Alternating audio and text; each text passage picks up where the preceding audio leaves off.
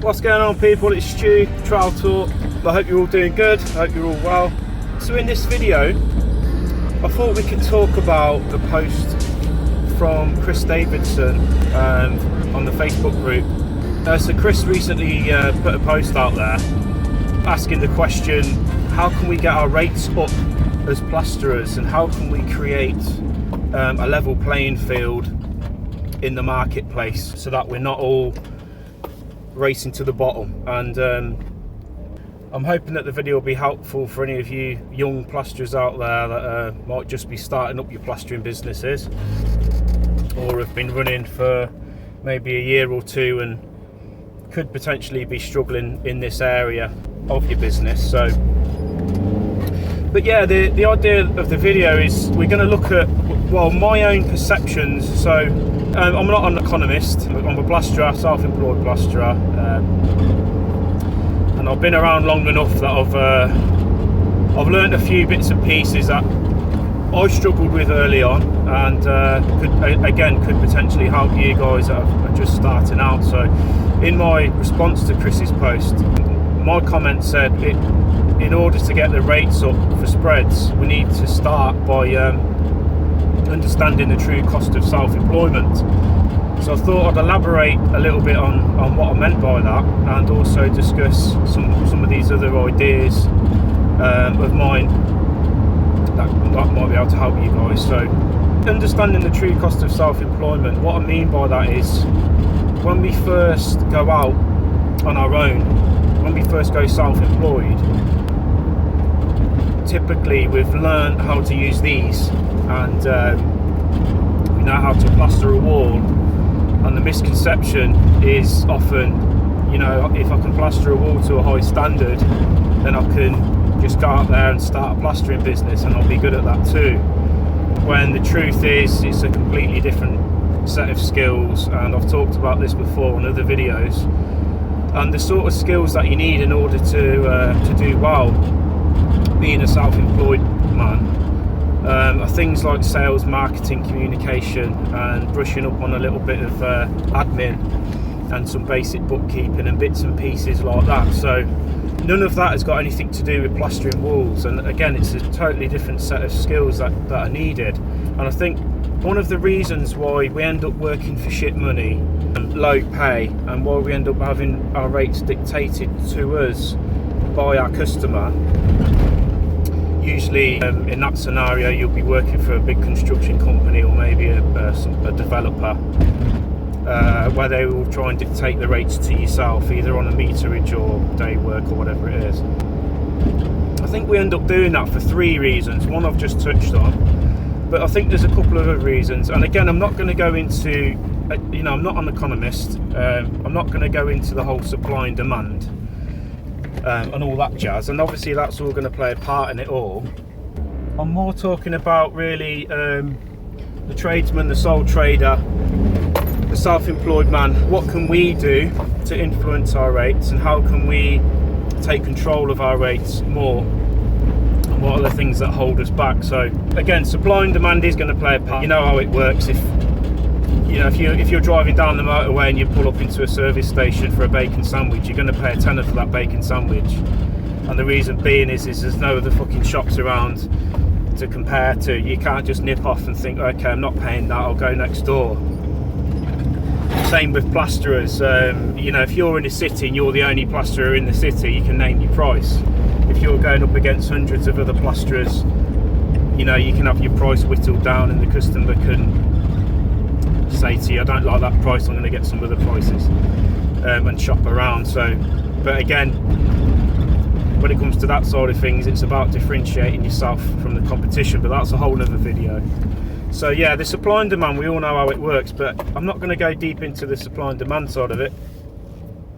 We're going to talk about the head game, and we're going to talk about why do we go out and either bid low prices on our own work or accept working for low prices. And I think the first reason is fear of no work. So we've got a fear. When you go self-employed, there's always that fear in the back of your mind that you're going to run out of work. When you've got that fear mindset, you end up either taking on shit jobs that you don't really want to do, or you end up having your price whittled down and cut down so that you've got work in front of you. The thinking behind that is, I'd rather have shit paid work and a little bit of work than no work at all. I can completely understand if you've got to put bread on the table. That's one of the reasons I think that we end up working for low pay, is the lack of work, fear of running out of work, and wanting to get something in the diary so that we can keep busy. The second reason I think that we end up working for shit pay or low rates is we undervalue ourselves. So I've talked about this on one of the blog posts that I did last year. The amount of spreads that I've met that are fantastic spreads that lack self-belief and lack confidence in their own abilities is quite a common thing that I see, especially new starters that might have been on the tools maybe 5 plus years. They've got the hand skills that they've needed, and now they're out working for themselves, and it's almost like they feel they don't deserve real self-employed money, and they've still got this mindset of, you know, a day's graft for a day's pay, which is fine if you're working for somebody else and you've got the, you know, you might have your company van supplied and you got benefits and all the rest of it. But if you're a business, if you become a business, this idea of a day's graft for a day's pay, it doesn't work, because you're not just going to be doing plastering, you're going to be doing many other tasks that involve you generating work and keeping your customers happy, and admin, driving around looking for jobs and all the rest of it. At the end of the day, your business needs you to do all these other tasks in order for it to sustain itself and keep running. Without you doing the tasks, your business fails. So it's an essential, vital part of your business, and you should be earning for that and should charge for that. So we'll talk about that. And the last reason is the lack of business skills, as I've just talked about. So again, you know, when we start our plastering businesses, we'll typically learn what we need to learn on the tools, and then we jump straight into self-employment, and the only skills that we've got really are the skills on the tools, unless you've done some sort of business training, which, let's face it, most of us plasterers, we don't do that. We're bootstrappers, aren't we? So we'll typically work for somebody else, learn the skills, and then we'll go off on our own. And as we pick up work, we'll reinvest back into the business and buy equipment and spend some on marketing and whatnot and things like that. So, but we're not actually learning those crucial business skills, especially if you want to go domestic, full-time domestic, where you're bringing a service to market in your local area, and you're selling your own work to your own customer base, not subbing and working for other people. So really important that we brush up on these skills. And what tends to happen is, from my own, again, these are my own perceptions from being a young lad that started a business, very naive and a bit wet behind the ears and not knowing what I'm doing, reflecting back and looking at the mistakes I've made and seeing those same mistakes being made by young lads today on Trowel Talk and that I'm seeing on site. And again, just me trying to offer a little bit of guidance and some insights for you. Hopefully it might help you if you're starting your business. But yeah, so what we typically do is we'll go out, start our own business, and we'll spin our wheels, and we'll get battered and smashed about by the marketplace. We'll lose money typically, and after so many years of doing this, you end up developing a bit of a nose for business, and you start being able to survive and you start working things out. But it does take a number of years being self-employed before that happens really.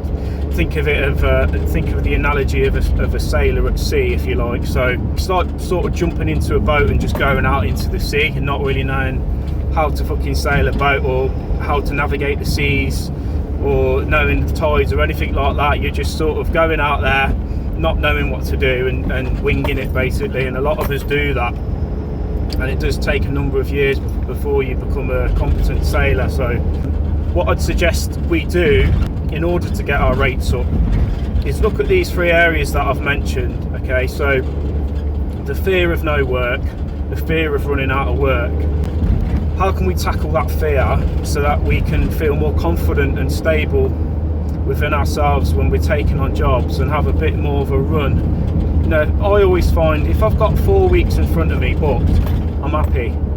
I don't need to panic. If it starts creeping into 2 weeks, I'm going to start thinking, okay, I need to ramp up my marketing now. I need to hustle a little bit and get some more sales in. So the fear of no work, if you can get 4 weeks in front of you, I'm talking to domestic plasterers mostly. Obviously, the guys that are listening to this that have got 8 weeks, 10 weeks, 12 weeks booked, maybe more, this video is not really going to be too helpful for you, because you clearly are established and you know what you're doing and you're getting bookings in. It's more for the guys that are struggling to get sales, struggling to get the leads as well. And it's more for the guys that might, as I say, they might just be starting out. They might have 1 or 2 jobs booked in and panicking and going in real cheap on the leads that are coming in order to try and secure the work. So what I'd say is, once you've got 4 weeks booked, start looking at your prices, okay, and thinking, right, I can breathe out a little bit now. I can go in a little bit higher on my pricing now. It becomes about panicking. It's what happens when we panic price, don't we? So the bookings start looking a bit thin on the ground, and then we start panic pricing.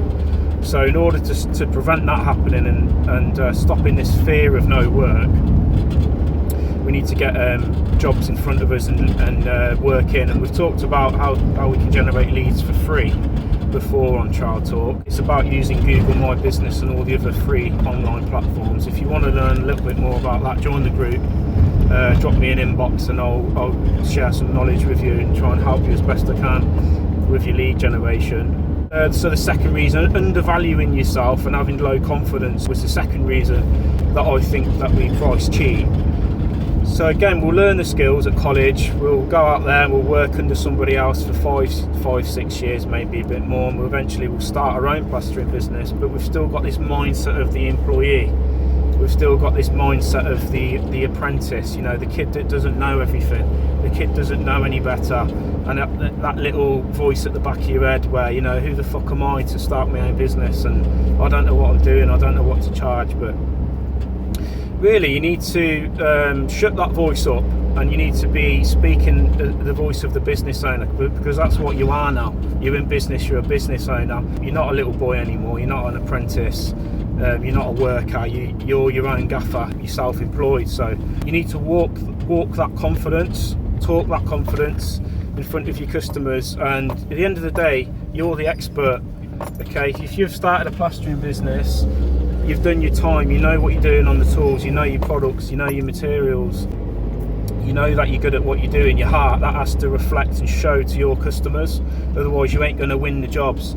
If you go in there like a quiet little mouse when you're quoting and looking at the floor and you know, stumbling your words and not holding your head high and having your shoulders back, your customers ain't going to believe that you're capable of doing the job for them. You need to be going in there, not arrogant, you're not a loudmouth, but you need to be going in there and be assertive and basically go in as the expert. Because at the end of the day, these customers that are calling you up, that have found your business online or wherever it is, the customers that are calling you, they're looking for help from an expert. They're looking to you to solve their issue, whatever it will be. You know, my ceiling's collapsed, I've took the paper off the wall and all the plaster's falling off the wall. They haven't got a clue about plastering, okay? They haven't got a clue about how much plastering's going to cost. They're relying on an expert. Same as if your engine was to have problems on your car, you know, and you take it to a reputable mechanic. You're looking to him to lead when you go and visit and you're showing the problem with your car. You're looking to him to show you what's wrong and to explain thoroughly what the issue is, and then you're looking for him to say, look, I know what the problem is and I can fix this, no problem, and here's how much it's going to cost. And that's why experts exist. So you're going to become the expert in your industry, okay? You're the plastering expert. So you need to sell yourself, really, and don't undervalue yourself when you're pricing your jobs up. Don't go in there quiet, shy. Be confident. Be firm in your pricing. Try not to spitball prices out on the spot. Some spreads like to do that. You know, if you've been in the game a long time, you can often look at a job and know off the top of your head how much it's going to cost you and how many days it's going to take. But typically you're going to need a little bit of time to reflect after you've gone and looked at a job, and you're going to need a little bit of thinking time to work out exactly how much materials you're going to need, and the key really is how long is it going to take, and give yourself plenty of time and a little bit of a cushion as well. So if you think it's going to take you 4 days, put in 5 days, and if it takes you 4 days, you've earned yourself a little bonus. Yeah, if it takes 4.5 days, then you know you've put that cushion in there, because you've got to allow things like that you don't see. You can't just walk into a quote and think to yourself, okay, you know, I've got a 12x12 room, overboard the ceiling, get some PVA for the walls. Yeah, I'll probably be in and out in a day and a half, 2 days, because you've sort of got a price in for bottlenecks that you're not going to be able to see, but you have to anticipate happening on domestic work. So for example, I've done jobs where the parking was a fucking nightmare, and ended up spending like 25 minutes a day just trying to park my vehicle because I couldn't get a parking space out on the customer's street because it was permit holders, or it might be a built up area, or it might be near a school or something like that. So there's things like parking, there's things like chatting to the customer. I mean, you might not want to chat to the customer every morning, but they might want to chat with you.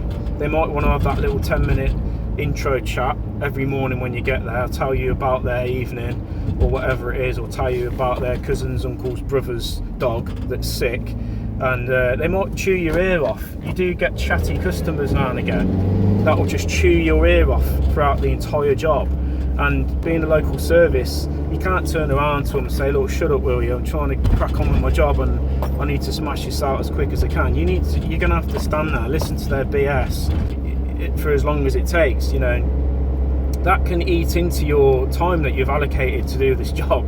So when I say bolt on a bit of extra time for these jobs that you're looking at, it's to allow yourself things that you can't see on the job, okay? Things that might slow you down. When it comes to undervaluing yourself, be confident, believe in yourself. You're the expert, okay? You've done your time on the tools. You're self-employed now, okay? You've got no benefits, you've got no pension, you've got nothing, you've got no holiday pay, nothing, okay? So the buck stops with you, and that's why you have to have a bit of swagger about you when you're going self-employed and you're looking at these jobs, because at the end of the day, you're going from being an employee that has basically zero responsibility. But when you're employed and you work for somebody else is always responsible, aren't they? Somebody else is always answerable to the job and the problems on the job and the things that go wrong, and when the materials have run out, you know, and when the plastering's actually going tits up and it's not setting properly, or you might have had a dodgy bag of plaster, your gaffer was always responsible for any issues and problems that popped up. So it wasn't your issue. You know, 5 o'clock, you clock off and your life's your own. When you go self-employed, you're 100% responsible. So you're going to be responsible for absolutely everything. You're going to be responsible for turning up on time, for making sure the job's absolutely flawless and perfect. You're going to be responsible for cleaning up. You're going to be responsible for causing any damage that might happen in the customer's house through accidents or spillages. You're going to be responsible for paying your suppliers and paying your lads on time every week or every month or whatever it is. You're responsible for that. You're going to be responsible for having the right insurances in place, so that if one of your lads break their fucking leg and fall off a set of ladders, you're responsible because you're their employer. So you're going to go from having absolutely no responsibility at all, working for somebody else, and then you're going to take on 100% responsibility for everything. Okay, the buck stops with you. That's why when I say be confident, you can't be that person and go into that role if you're not confident. You can't go into that role being like, oh, I hope things work out. You've got to go into that role with the head game of, I'm going to fucking smash it, and you know, I'm responsible. And you've got to walk in there, even if you don't feel confident, you fake it till you make it. When I first started out, I couldn't speak to people. Like I've said on my other videos, I couldn't look people in the eye. I really struggled with communication. I struggled to hold eye contact and speak clearly and effectively. It was something I struggled with because it wasn't something that came naturally to me, and I've had to learn all this stuff. As I say, being self-employed and working for myself for 20 years is a good way to fast track yourself through these skills that you need in self-employment. So be confident, don't undervalue yourself, okay? This will link in with number 3, the lack of business skills. It sort of links in. So I've just mentioned about you taking on 100% of the responsibility. The business skills that you need, you're going to be wearing many different hats in your business. You're not just going to be the plasterer. You turn up, you get your trowel and you hawk out and you do your job, and you know, that's only part of it. The business skills needed, and going back to Chris Davidson's post, how can we get our rates up, and my response to him was, it starts with understanding the true cost of self-employment. What I meant by that was, being self-employed and working for yourself involves, especially if you're domestic spread, it involves a hell of a lot of sales, marketing, driving around, looking at customers' houses, looking at jobs. Yes, you can look at a few different jobs via WhatsApp now and Messenger, I get that. However, you're not going to be able to look at a good, decent sized job through Messenger. Okay, you're going to have to get in your van, you're going to have to burn your fuel and go and look at it. That might take you an hour, 2 hours, sometimes it will take you 3 hours. They're going to want that quote put on a letter-headed document and sent over to them. Now that takes time, because not only have you got to get that price right, because if you don't get it right, you're not going to earn any money, or if your price too high, you're not going to win the job.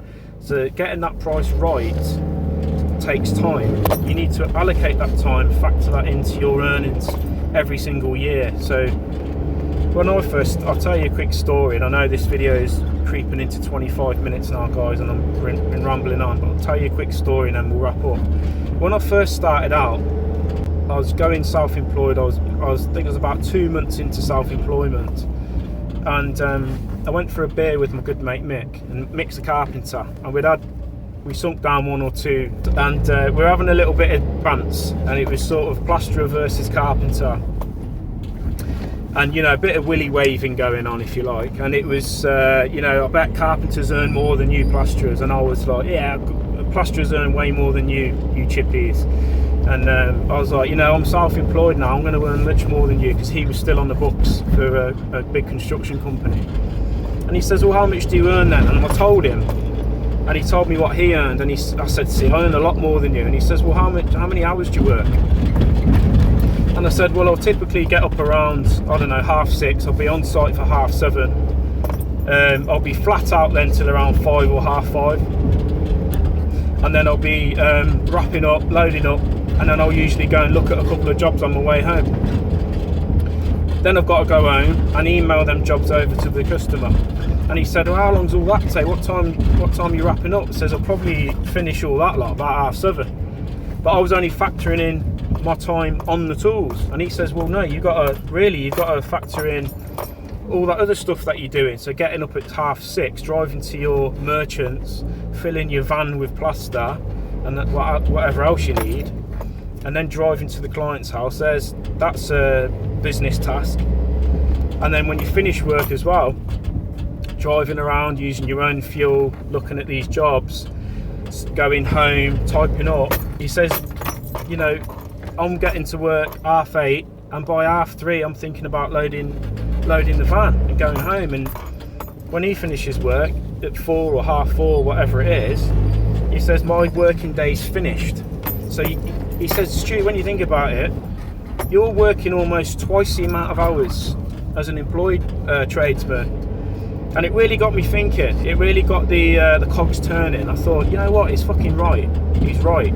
I might be earning more money, because we all know self-employed guys earn more money than somebody on the books. But there's a reason for that. We're working so many more hours when you look at all these other aspects of running a business. So when I said we need to understand the true cost of self-employment, this is what I meant. We need to factor in all of the hours that we're putting into the business tasks, the admin, the pricing up, the shopping around, the meetings with the accountant, your time on the phone, you know, those hours where you're playing email ping pong with your customer because they keep changing the spec.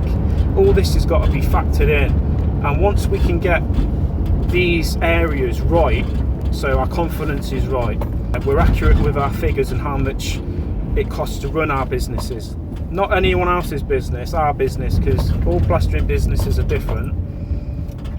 All plastering businesses are different sizes, different size businesses. Somebody that's subbing to you know, knocking out new houses on site, and they might have 4, 5, 6 months in front of them, house bashing, working out of a car.